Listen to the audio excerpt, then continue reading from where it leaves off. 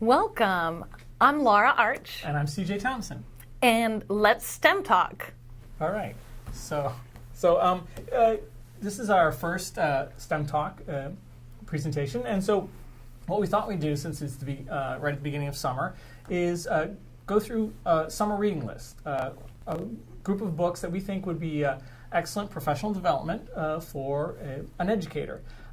Now, as we go through these books, we like to think about summer reading or any professional reading is fitting into one of two categories, or maybe fitting in the continuum between the two. In one category are the kind of books that a teacher might read all by themselves. These are books where they can just do an independent study, read through the book, and gain the knowledge and skills inherent in the book. The second kind of reading that a professional might do is as part of a professional reading group. And so what I thought to do is we'd let Laura talk a little bit about, so if you're going to have a professional reading group, why might a teacher want to read as part of a professional reading group as opposed to just reading independently?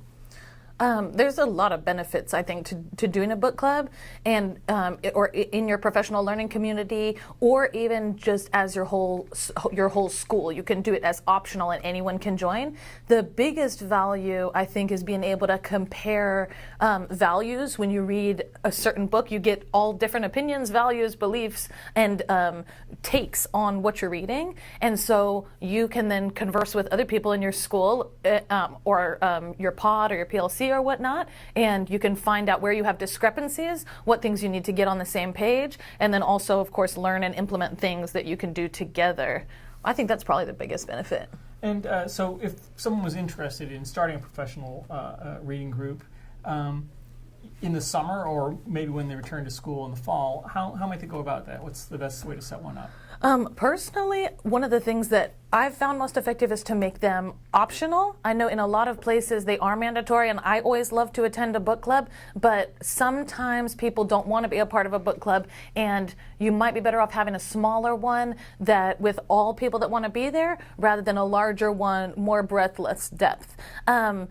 I would pick a book that's accessible to all people. So often we've done it where we've rotated who gets to choose a book each time. And then another shorter way to do it is to do an article club. If people feel like they can't commit to a whole book, and by the way, for a book club, you would only read, say, one chapter in 2 weeks, or you would assign it out together, make sure everyone feels confident with being able to read that much in that much amount of time. And then, but if people feel that they can't handle a whole book, or we don't have time for that right now, you can totally do professional articles. One example where you can get professional articles from STEM teachers is National Science Teachers Association, NSTA. They have some journals that you could then order. I think those are the mains. Okay. All right. So the first book that I thought we'd talk about is a book that we don't physically have here, but it's Bill Bryson's A Short History of Nearly Everything. This is a book which is centered around science content. Bill Bryson is a well-known and excellent popular writer in science, and this book, I think, is more than 800 pages long. And it covers nearly every science that you could think of, from physical science to life science to earth science to technology to engineering, all of it. And I think one of the things that makes the book so great is while it covers a lot of territory and gets into depth, Bill Bryson is an excellent writer. He can take any complicated bit of science and make it very accessible to the regular reader. So if you've had no science background or virtually no science background, polishing off this book this summer will make you feel like you've gone through, have a nice solid background in science. And if you've already studied science, if it's your major, as it was when I went through school, I still enjoyed the book immensely. It covered stuff that I hadn't covered, and also just helped me review and get a new angle on some of the stuff that I already did understand. As a side note, CJ, could teachers pull parts of that book as textual reference? Absolutely. It's that absolutely. accessible? Yes. And as a matter of fact, I think that's maybe one of the advantages to a book that is this large. If there is a chapter or a section that you're not particularly interested in, or you're not getting, you can skip it. And while I think of it more as an independent study book, if you wanted to use it as part of a group, maybe each each member could pick something that they were particularly interested in or wanted some additional study in, and then the group could share it. So. And then also, CJ, I've heard of a book called Science Matters, which is another similar content book that you could bulk up with. How do you think they compare? Yeah, well, and there's actually probably several titles out there, and maybe we'll get some input from some of the people watching or people who want to comment later on other books that cover, sort of a broad spectrum of science topics. So the Science Matters also covers a lot of territory. The book is much shorter, and I would say the style of writing there is more a dry, informative style. It's not bad or clunky writing, but Bill Bryson, it does not have Bill Bryson's charm and ability to contextualize and make a nice story of everything. But it's like newspaper writing. It's good, efficient writing that gets the information across. So if you wanted a briefer read, but you just wanted the nuts and bolts, I think Science Matters is also a really good book. As far as Mr. Bryson's book, is it a brief history about science, or is it? Yes. But he'll start like origin of life, where the universe came from. So I mean, he doesn't get into things like histories of empires. And, okay, interesting. Cool. Okay. So what's our next book, Lara?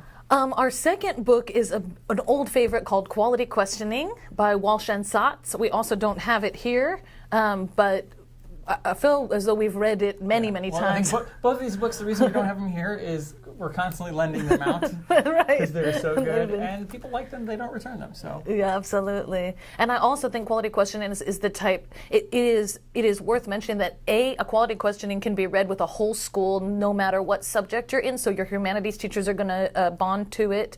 You could read it alone. You could read it as a book group. Yeah, I think that is. It's a book, I think, that bridges the gap. It would be a good independent study book. The writers and the editors have done an excellent job of sort of setting up what are the questions, what are the ideas of this, things to think about as you go through, and then some very good nuts and bolts ideas about how to change your questioning, so that you definitely could do it as an independent read. I've read it more than once as part of a book study with other professionals, and I think, as you mentioned before, you get a lot more out of it there because people are bringing questions like, oh, how does this work? Or how do you make that work? So it works both ways, but you do get a lot out of it. Yeah, and although it is a small book, I easily think you could do it all year long because so much of it is about the research behind questioning and having equity when questioning students and how to question at high levels of rigor, which all teachers can work on. So you really could break it up all throughout the year, work on certain skills, reflect on it. Yeah, absolutely. As a matter of fact, I mean, most of the skills in there are very important and not very used. Yeah. So yes, I mean, I think one of the reasons it could be all year is if you take something like wait time from there, you can start to try to do wait time in August, and you can be working on it for the rest 30 of the years. year. Yeah. And by the end of the school year, you may have increased your wait time to 2 seconds, and you're still not where you need to get. So it's a small book with very well-defined strategies, but those strategies are not easy and take a lot of practice. And so, yes, it's the kind of thing that it makes for a good long-term, full-year study. Yeah, and an easy read and reread as well. Yeah, I've read it many times and get something out of it every time. I'm still working on wait time. Yeah, exactly. Aren't I? Great job, CJ. Great wait time. Didn't you do, I hate to put you on the spot, but didn't an elementary school did a book study of quality questioning and they called you out to do a presentation? Like, do you remember anything about what they remember? Oh, okay. I was just wondering. Okay. Shall we go on to our last book? Well, our next book is Teaching with Your Mouth Shut, which we do have. And it is definitely a favorite. It also applies not just to science, but to humanities. I would say even more applies to humanities, in all honesty. It's all focused on dialogue and how to do exactly what it says, how to teach with your mouth shut, how to be a guide on the side, a facilitator, and how to let your students lead a class. I think some people have a misnomer that constructivist education or inquiry-based education or student-centered education is the teacher checking their email and the kids doing whatever they want willy-nilly. And I think Donald Finkel, the author of this book, does such an excellent job of explaining how you structure an environment for students so that they can have choice. And he is a college professor, so the misnomer that inquiry can only be done at the lower grades and it cannot be done at the upper grades is he busts that myth right out of the park because of the depth of what he teaches. Yes, and I think it's another book like Quality Questioning that has a few small ideas that are so radically different from the way many of us had teachers behave and learned to teach and started teaching that it's not only worth study, but it's worth long and in-depth study, because if you take to heart the lessons, it's going to take you a long time to implement them. Oh, yes. I feel strongly if you are well on your way to becoming an inquiry teacher and you're needing to bulk up, this is your one. Quality questioning might be it is so accessible to anyone, and I feel like this one, you might come in at a later phase in your teaching. Yes. As far as accessibility. Shall we talk about some others? Sure, let's talk about some others. You want to do this one? Yes. Sure. Science Stories is perfect. I don't know that one, and I know that. Sure. All right. So. You go ahead. So Lara and I were part of a team that had a science lab where we brought about 80 teachers a year, 80, 90 teachers a year, and had them for 200 hours of professional development during the school year, which was incredible. And so because we spent all that time with them, we needed something, sort of the textbook of the lab, and this was the textbook of the lab. It's called Science Stories.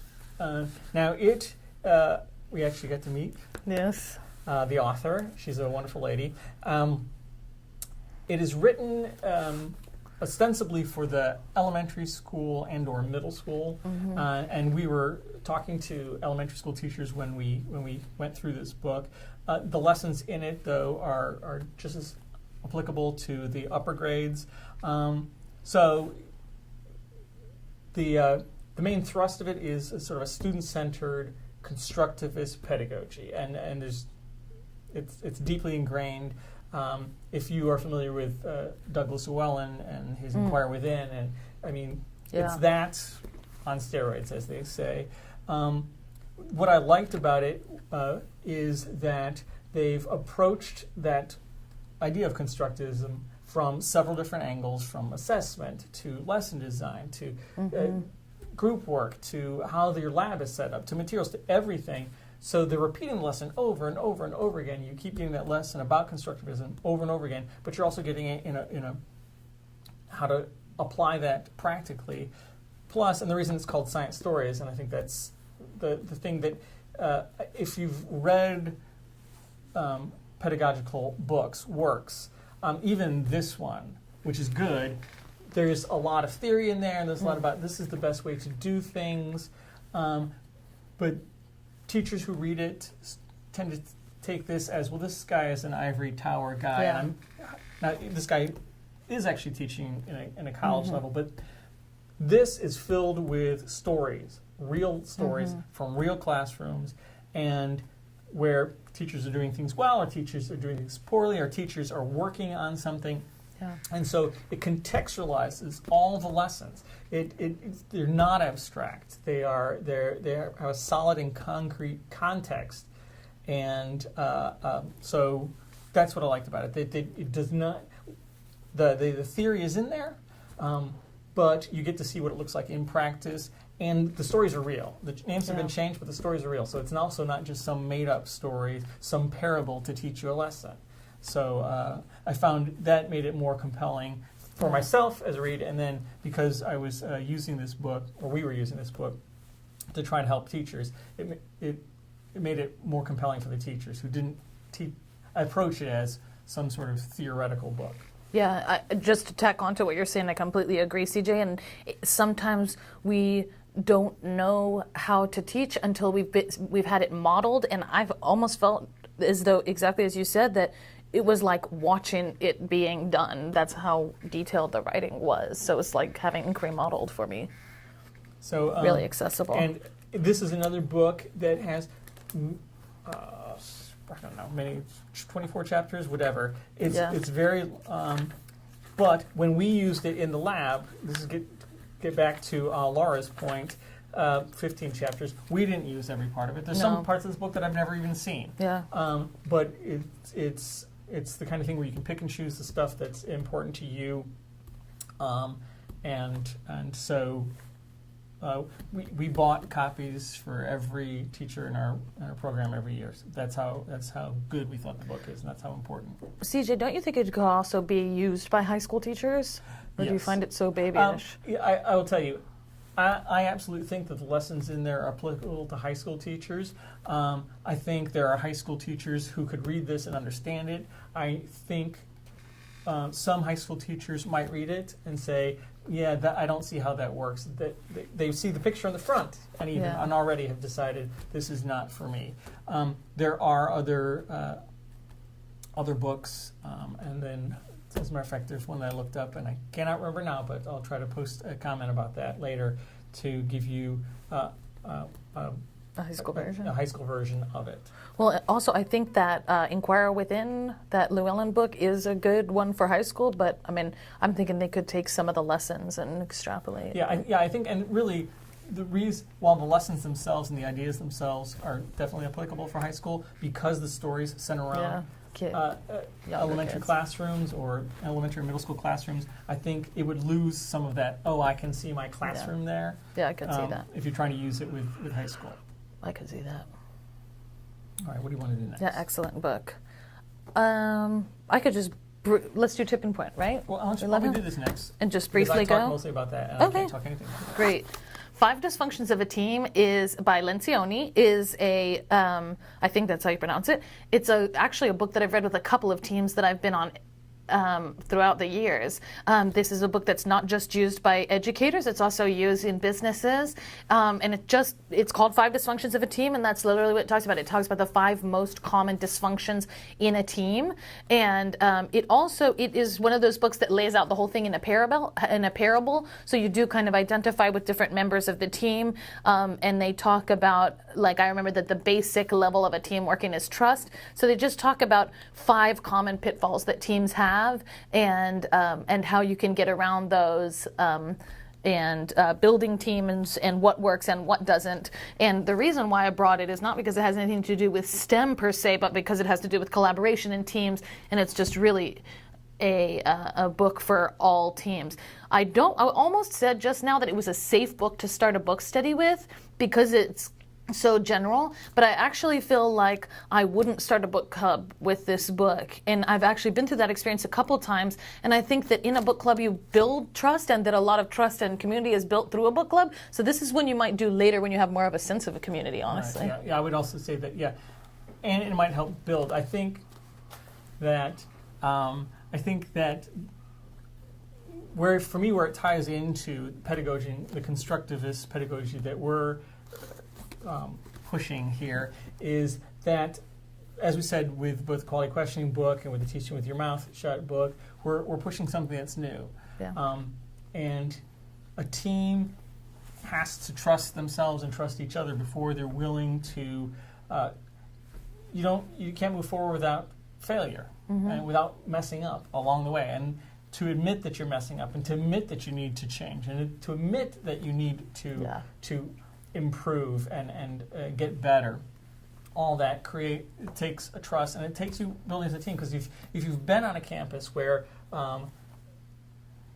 2 or 3, a small percentage of the team is trying to create something new, it will never work. It will never work because the rest of the team will just pull it down. So that's where I would say no pedagogy is going to work in your classroom unless it's it's part of an integrated team effort. And so I think that's where team building fits into everything else that we're talking about. Well, and then to add to that, CJ, I also think that philosophically, where we are about also being change that we want to see. So we aren't about being bystanders to dysfunction that's going on or bad education that's going on. We're about leading that. So yeah, I mean, it does. It speaks to becoming leaders within a team and us, being able to collaborate and work together for a common goal, which is a better education for all kids. Right, and that's the other thing I want to say about this book is I think it's also a book that comes later, maybe even in a personal reading. That first you're trying to explore and figure out what you're trying to do in your classroom. This is for somebody who's ready to take on a leadership role in the school and bring the team together and point them in a direction and get them moving. So. Yeah. And when you notice that CJ said leadership role, not necessarily administrative role, that there is a differentiation there, that you don't need to be an administrator to be a leader, too. Yeah, truly, CJ. All right. Shall we do Mr. Gladwell? Let's do Mr. Gladwell. Okay. We're big Malcolm Gladwell fans. We've often thought about his research in educational contexts when he was not making an educational tie. That's probably, I think, one of the most fascinating things about Malcolm Gladwell is what he does is study society, and it finds interesting bits of research and talks about why things are the way they are. Another great one, we have The Tipping Point here, which is about how you create change and what is the point at which things finally tip and have the momentum that they're a big movement as opposed to just a couple people doing it. And then another great one is Outliers. And both of them have had some relationship to education, even though I'm not sure that Malcolm intended that. No. And I think, when we were all reading this, I think we started to notice in the educational world that we thought on the edge of a tipping point. We felt like we were some of the players in here trying to push education over the edge and create a revolution. And so, I found it, if nothing else, inspirational. From that standpoint. Yeah. One specific story that I remembered from The Tipping Point that I often reference when we're talking about setting up a classroom environment for students is he talks about the broken windows theory and crime in New York and how they did a study on a house and they broke basically one of the windows and then they watched the house devolve, that once that one window was broken, now all of a sudden people felt that they could just degrade the house in this neighborhood, as opposed to if once the window got broken, it got fixed immediately, then the standard remained high. And so that has some obvious correlations to education, but that was one of the biggest questions that came to our minds after reading that was, whoa, if that broken windows theory is true, that these little tiny things can make a huge difference, then what is our broken window in education? Where's the broken window we can get at and how can we shift things? Cool. All right. Can I put a shout out for Miss Montessori? Dr. Montessori? Sure. Thank you. I just wanted to include this for fun as this is definitely an alone read, although it is extremely dense. So you may want to read it with others. I just wanted to put the writings of Dr. Maria Montessori out there because she writes so beautifully about the science of cognition, the science of the world, and also just about learning and how students learn. This book is tiny, as you can see, but as I said, very dense. She does go through the history of the creation of the world, I believe, pretty much. But I just had to recommend that the way it's called, as you see, To Educate the Human Potential. She's even talking right in there that is what a child is, right? It's educating the human potential. It's just beautiful, and I had to put a shout out. Anything you pick up by Dr. Montessori will be beautifully written and will give you an insight into children, the way that they think and behave. You will learn something for sure, but I do have to warn you, she's a dense writer. And I think, this is the kind of thing that when I read this, you talk to some teachers and they believe their job is getting a kid ready for college chemistry or something like that. I want to get my kid ready to take the next class, and that's one goal. But educating the human potential, I think that should be the underlying goal of every teacher. Yeah. So, it's aiming high, but I think it's a worthwhile goal. So. Yeah, great. Do we have any questions? Oh, okay. Okay, well, it's been a pleasure chatting with you, CJ. It's been a pleasure sharing books with you guys at home. You can easily see CJ and myself on STEMcoach.com. We welcome discussing anything further with you. We welcome your critiques or your if you've got compliments of these books. Other books, if you've got other books. This was obviously a small sample of the kind of thing that we think is a good read. But if you've got your own suggestions, please add them. Absolutely. Thank you for talking STEM.